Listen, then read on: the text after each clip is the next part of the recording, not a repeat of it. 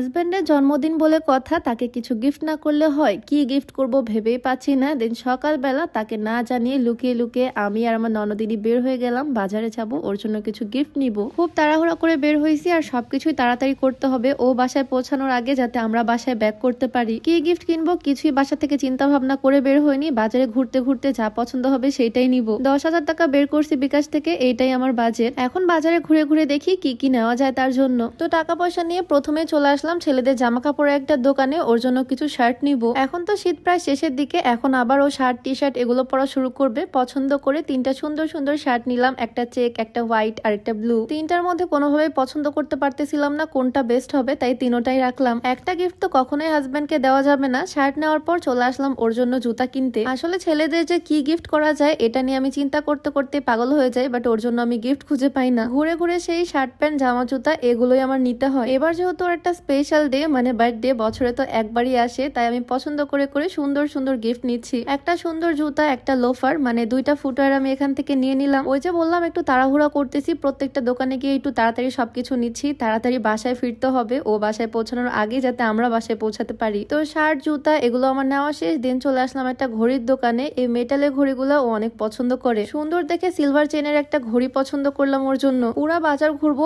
এখনো অনেক কিছু কেনাকাটা বাকি আমার। যাই হোক, ওর জন্য টুকটাক গিফট কিনলাম আমি। আর তারপর চলে আসলাম ডেকোরেশনের দোকানে। রাত্রেবেলা ছোট্ট করে ওকে একটু সারপ্রাইজ দিব। ছোট ছোট যে গিফট গুলো কিনতেছি, গিফট গুলো র্যাপ করার জন্য র্যাপিং পেপার নিয়ে নিলাম। আর রুমটা একটু সুন্দর করে সাজাবো, রাত্রেবেলা ওকে সারপ্রাইজ দিব, তাই বেলুন, ক্যান্ডেল, কেক সবকিছুই নিব। ওর মাথায় হ্যাপি বার্থডে টুপিটা পরিয়ে দিব, পিঙ্ক কালার এই টুপিটা আমি নিয়ে নিছি। আমি তো ভীষণ এক্সাইটেড, রাত্রেবেলা সুন্দর করে সবকিছু সাজাবো, ওকে সারপ্রাইজ দিব। দেখি আমার হাজবেন্ডের রিয়াকশন কেমন হয়। ডেকোরেশনের আইটেম গুলো কিনে নিলাম, এখনো কেক, ফুল অনেক কিছু নেওয়া বাকি আমার। আজকে আমি বের হয়েছি একদম নীল পরি সেজে, খুবই সুন্দর ব্লু কালার একটা গাউন পরে। এইটা ডিটেলস অনেকেই জানতে চাইছিলা এটা আমি কোথা থেকে নিচ্ছি। এই সুন্দর কমফোর্টেবল লং গাউনটা আমি নিয়েছি fashion dress like Facebook page থেকে। এই গাউনগুলো পরে আসলে খুবই আরাম, কমফোর্টেবল, একদম সফট ফেব্রিক্স, আর পরলে অনেক সুন্দর লাগে। ফ্যাশন ড্রেস লাইক ফেসবুক পেজটা আমি ডেসক্রিপশনে মেনশন করে দিব, তাদের পেজটা চাইলে ভিজিট করে আসতে পারো। আর সুন্দর সুন্দর গাউন তাদের পেজ থেকে নিয়ে নিতে পারো। তো এখানে বেলুন, পার্টি স্প্রে যা যা লাগে সবকিছু আমার নেওয়া ডান। আর সবকিছু নিয়ে আবারও চলে আসলাম কেকের দোকানে কেক নিতে। বার্থডে সেলিব্রেশন তো কেক ছাড়া একদমই ইনকমপ্লিট। আমি 2টা কেক নিব,